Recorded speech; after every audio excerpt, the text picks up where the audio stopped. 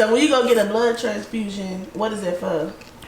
The blood transfusion is to pretty much deter me from having priapisms, which it really don't deter me from having priapisms at all. How often do you get them?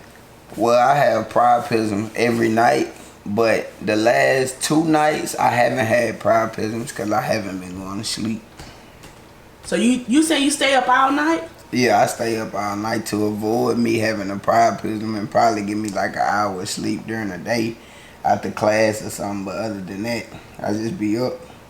But how often do you go to the hospital for the blood transfusions? I go every 2 weeks.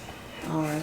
And what they do? What is the whole process of it? Well, the process is on Mondays I go get my labs done. They take all my labs. You know, they look at all my, my blood counts and stuff like that. So really me getting labs is pretty much to determine how much blood they gonna give me and how much blood they want to take off, and to pretty much decrease the sickle cells that I have coming from my bone marrow.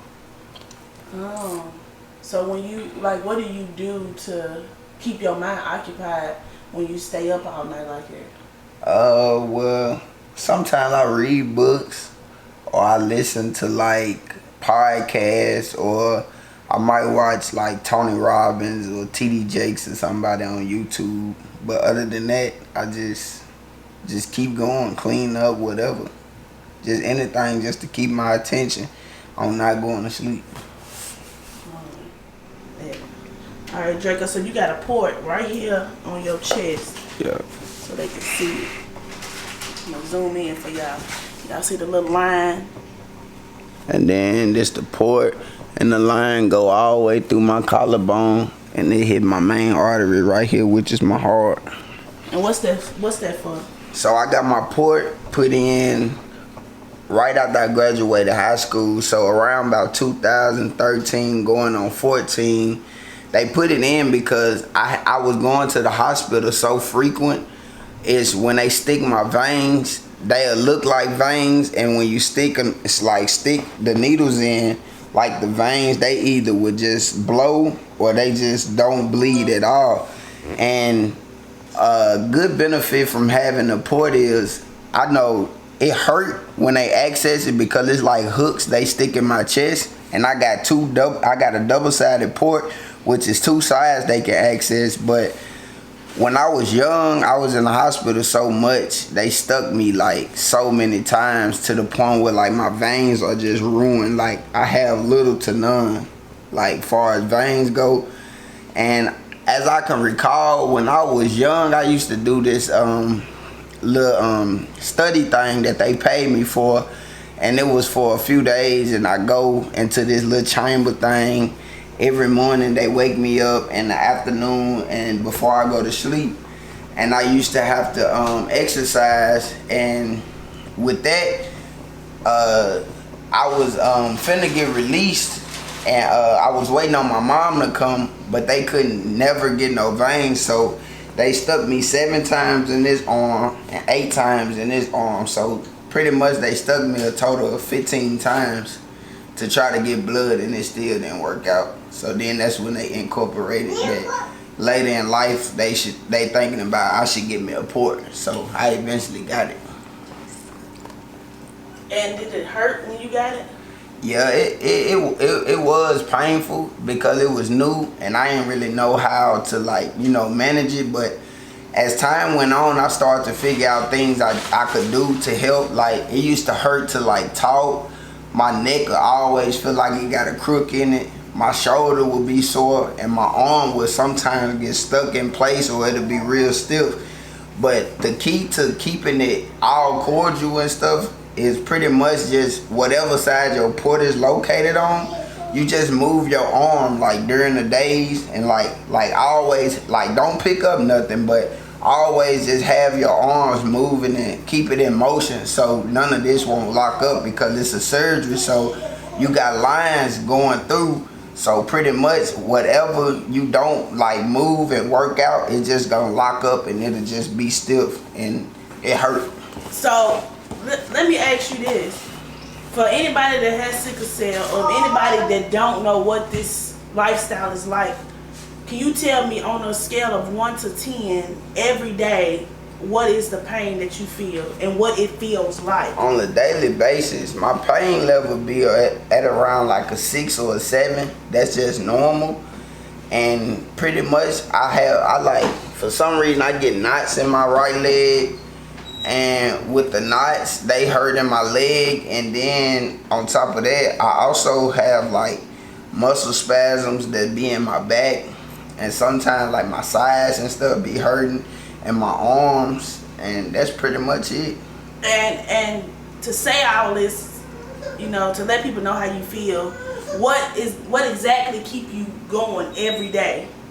I just try not to pretty much think about it. Like, I just go to school, I be around people, I talk to people, and pretty much I just keep myself mentally occupied by doing other things besides using my energy to focus on my pain.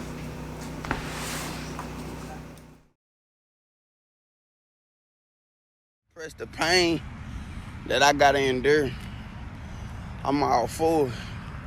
Now mind you, I just had a transfusion yesterday. I'm back at it again, and I'm running off of maybe 4 hours of sleep in total. So I'm very exhausted. But whatever it takes to get it down, here it is. 6 o'clock in the morning. It's my second time running, trying to get these priapisms down. The first one I had, it was around 3 o'clock this morning, and I ran to probably like 4:30. Went upstairs, got me about an hour of sleep in, and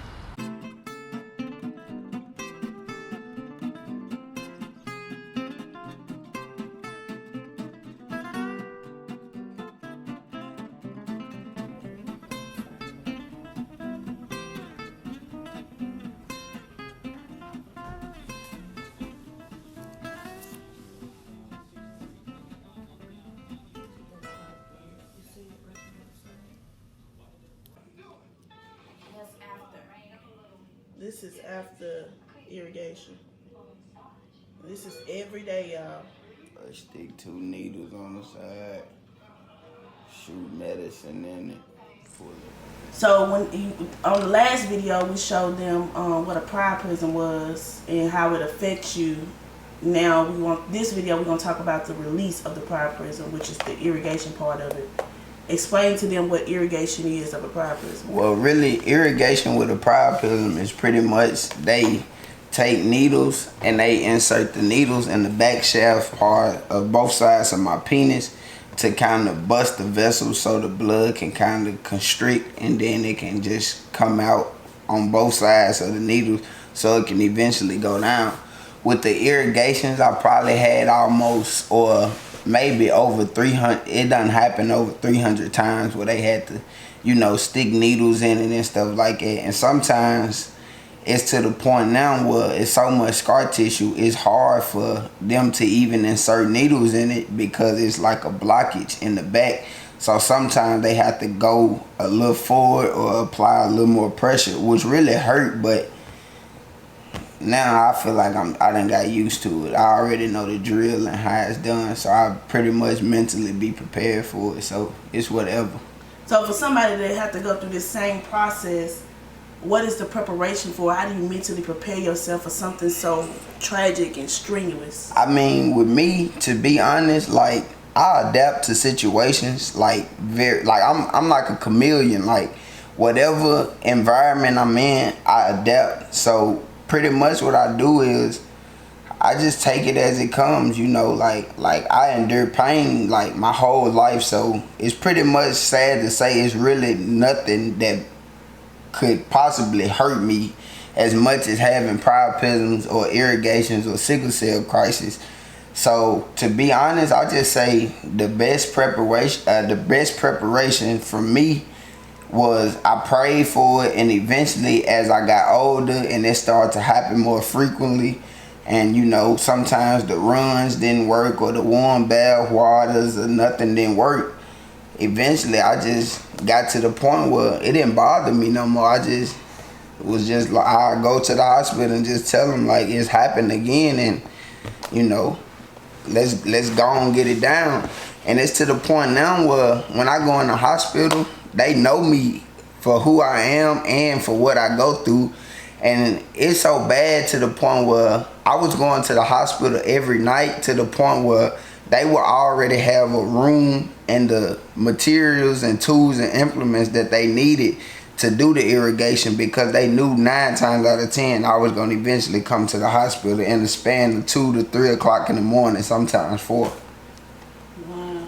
So for anybody else that like a young man or an older man or whatever that have to go through this, what would you, what type of advice would you give them, as far as, can you still have kids? What other pain do you suffer when this occurs? Well, when the priapism occurs, my legs, they hurt really bad, because I be running for hours. And then sometimes with like the priapism, like my back, it'll hurt me real bad. And sometimes it can get to the point where it'll be so bad where it sends my body into shock and my whole body goes into a crisis. So it really be, you know, back and forth trying to, you know, compromise and, you know, catch on.